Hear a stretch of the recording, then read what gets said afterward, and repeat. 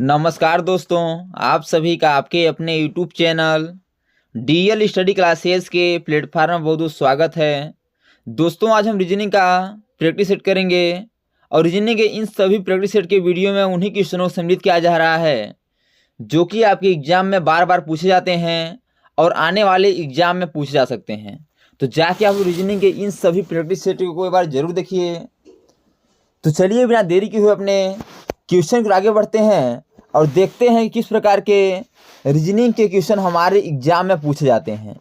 जिसमें पहला क्वेश्चन दिया गया है, क्वेश्चन है कि बी तथा क्यू भाई हैं, क्यू यल का पुत्र है, यल जे का भाई है, जे यन का पुत्र है, बी यन से किस प्रकार संबंधित है। तो इस प्रकार के क्वेश्चन को हल करने के लिए हमें पहले फैमिली ट्री बनाना पड़ेगा। चलिए देखते हैं कि इस प्रकार के क्वेश्चन को हम किस प्रकार हल करेंगे। बोला है बी तथा क्यू भाई हैं, यानी बी और क्यू क्या हैं, तो ये दोनों आपके ये भाई हैं, दोनों प्लस हैं। फिर बोला है कि क्यू यल का पुत्र है, जो क्यू है ना यह यल का पुत्र है, तो यल ऊपर हो जाएगा, यल का पुत्र है। तो फिर बोला है यल जे का भाई है, जो यल है यह किसका भाई है, तो जे का भाई है, यानी यह प्लस हो जाएगा। आगे है जे यन का पुत्र है। अब देखिए जो जे है वो किसका पुत्र है, तो यन का पुत्र है, यानी ये अभी इसका यन का पुत्र है। तो बोला है कि बी यन से किस बार संबंधित है, यानी जो बी है यन का क्या लगेगा। तो आप इसे ध्यान समझिएगा, ये दोनों भाई भाई हो गए और ये प्लस में है जिसके पिताजी हो गए। जब क्यू के पिताजी हुए तो बी के भी पिताजी हो गए, यानी कि बी के पिताजी कौन हुए, यल हो गए। अब देखिए जे क्या है, यल का भाई है, तो क्या हो गए, बी का चाचा हो गए। अब ये दोनों भाई हो गए तो दोनों के जो आपके यन है या तो माता होगी या तो पिता होगी, क्योंकि अभी लिंक क्लियर नहीं है। तो यल का या तो माता होगी या तो पिता होगी यन। तो बताना है कि जो बी है यन से किस बार संबंधित है।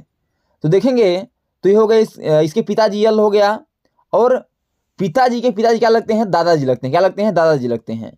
लेकिन पूछा क्या है कि जो बी है यन का क्या लगेगा, तो बी क्या लगेगा, तो बी आपका पौत्र लगेगा। अब देखिए किस ऑप्शन में पौत्र है, तो ऑप्शन नंबर सी में है, इसलिए इसका option number C correct answer हो जाएगा। यदि आपसे पूछे कि यन बी से किस बार संबंधित है, तो आपका दादा हो जाता। लेकिन यहाँ क्वेश्चन बोला है कि बी यन से किस बार संबंधित है, तो यह आपका पौत्र लगेगा। जो बी है यन का यह पौत्र लगेगा। अगला दिया गया है कि दी गई वर्ण श्रृंखला में कुछ वर्ण लुप्त हैं, लुप्त वर्णों के सही क्रम को दिए गए विकल्प में से चुनें। बताना है कि जो आपके खाली स्थान है इसके जगह पे कौन सा वर्ण आ जाएगा। तो सबसे पहले से हम नंबरिंग काउंटिंग करेंगे कि कितना आपका जो अक्षर लेटर है कितने दिए गए हैं। तो देखेंगे तो 1 2 3 4 5 6 7 8 9 10 11 12 13 14 15 16। जब 16 दिए गए हैं तो क्या कर सकते हैं, हम इसमें ग्रुपिंग बना सकते हैं, या तो 2 का बना सकते हैं, 4 का भी बन जाएगा, 8 का भी बन जाएगा और 16 का भी बन जाएगा। तो अधिकतर इसमें चांस होता है कि अधिकतर इसमें ग्रुपिंग 4 का बनता है। जब 4 का बनता है तो क्या करेंगे, 4 से ग्रुपिंग बनाएंगे। तो देखेंगे तो 1 2 3 4, 4 से 1 यहाँ बन जाएगा, फिर 2 फिर 4 यहाँ से बन जाएगा, 4 से 1 फिर 4 से यहाँ बन जाएगा और 4 से यहाँ बन जाएगा।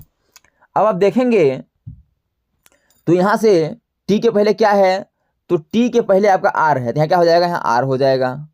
फिर देखिएगा तो अब देखिएगा टी के बाद यहाँ क्या है, तो यू के बाद क्या है, तो यू के बाद यस है, यहाँ यस हो जाएगा। अब देखिए क्या भर गया पूरा, तो आर टी यू यस, तो आर टी यहाँ यू हो जाएगा, यस हो जाएगा। फिर यहाँ आर टी यू यस, फिर आर टी यू यस। क्रम क्या चल रहा है इसमें कि आर टी यू यस का। अब क्या क्या भरे हैं उसको देख लेंगे। तो पहले आर भरे हैं, फिर S U R T S. अब देखिए यस किस ऑप्शन में है, तो R S U R T S, यह आपका ऑप्शन नंबर डी में दिया गया है, इसलिए इसका option number D correct answer हो जाएगा। तो दोस्तों मैं आशा नहीं पूर्ण विश्वास करता हूं कि सभी क्वेश्चन आपको अच्छे समझ आ रहे होंगे। यदि क्वेश्चन में कहीं भी डाउट है तो आप लोग कमेंट बॉक्स में बता दिया करिए, ताकि अगले आने वाले वीडियो हम डाउट को भी अच्छे से क्लियर कर सकें। और दोस्तों यदि यह वीडियो आपको अच्छा लगे तो वीडियो को लाइक वो हम दोस्तों में शेयर जरूर करिए, ताकि गवर्नमेंट एग्जाम की तैयारी करने वाले आपके दोस्तों को भी इस वीडियो का लाभ हो सके और एग्जाम में कम से कम समय में रीजनिंग क्वेश्चनों को हल कर पाएं। अगला क्वेश्चन दिया गया है ये क्वेश्चन आपका वेन डायग्राम से है। क्वेश्चन है कंप्यूटर मॉनिटर और कीबोर्ड। बताना है कंप्यूटर मॉनिटर और कीबोर्ड के बीच क्या संबंध है।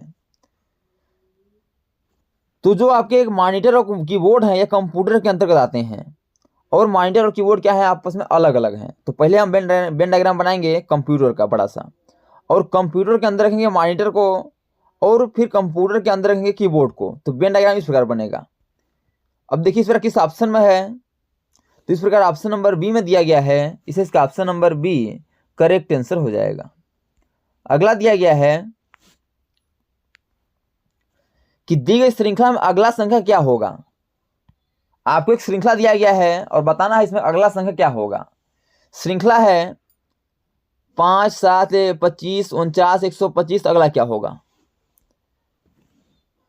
तो चलिए समझते हैं कि हमारा इसमें अगला संख्या क्या आएगा। यदि देखेंगे तो जो 5 है यह 5 के पावर 1 है, जो 7 है यह 7 के पावर 1 है, फिर अगला जो 25 है यह 5 के पावर 2 है, जो 49 है यह 7 के पावर 2 है, अगला जो 125 है यह 5 के पावर 3 है। तो अगला क्या होगा, फिर 7 के पावर 3 होगा। अब 7 के पावर 3 का मतलब क्या होता है, 7 गुणे 7 गुणे 7, 7 सत्ते 49, 49 सत्ते 343, यानी कि इस क्वेश्चन में हमें क्या होगा, 343 हमारा करेक्ट आंसर होगा। अब देखिए 343 किस ऑप्शन में है, तो ये ऑप्शन नंबर आपका डी में दिया गया है, इसे इसका option number D correct answer हो जाएगा। अगला दिया गया है कि निम्नलिखित में से उसे चुने जो अन्य 3 विकल्प में से भिन्न है। जो आपको 4 विकल्प दिया गया है उसमें बताना है कि जो 3 विकल्प हैं एक ही लॉजिक को फॉलो करते हैं, लेकिन एक जो विकल्प है वह अलग है, यानी कि उस लॉजिक को फॉलो नहीं करता है, हमें उसी की पहचान करना है। तो देखेंगे आप तो एक अक्षर छोड़ देखिएगा, तो बी के बाद देखेंगे तो सी आता है दिया है, और क्यू के बाद आर आता है तो आर भी दिया है। फिर देखेंगे तो डी के बाद ई आता है, ई भी दिया है। यस के बाद टी आता है, टी भी दिया है। फिर देखिएगा एफ के बाद जी आता है, जी भी दिया है। यू के बाद भी आता है, भी दिया है। फिर आगे देखेंगे तो एच के बाद आई आता है, भी दिया है। डब्ल्यू के बाद वाई नहीं आता है, डब्ल्यू बाद क्या आता है, डब्ल्यू के बाद आपका यक्स आता है, डब्ल्यू यक्स, फिर वाई आएगा। तो आप देखेंगे तो जो 3 है ए बी सी एक ही लॉजिक को फॉलो कर रहे हैं, यानी एक संख्या को छोड़ के देखेंगे तो उनका क्रम क्या हो रहा है, +1 हो रहा है। लेकिन जो ऑप्शन नंबर डी है यह उस लॉजिक को फॉलो नहीं कर रहा है, इसलिए इसका जो ऑप्शन नंबर डी है यही आपका करेक्ट आंसर हो जाएगा, कि यही आपका अलग है। तो दोस्तों thanks for watching this video.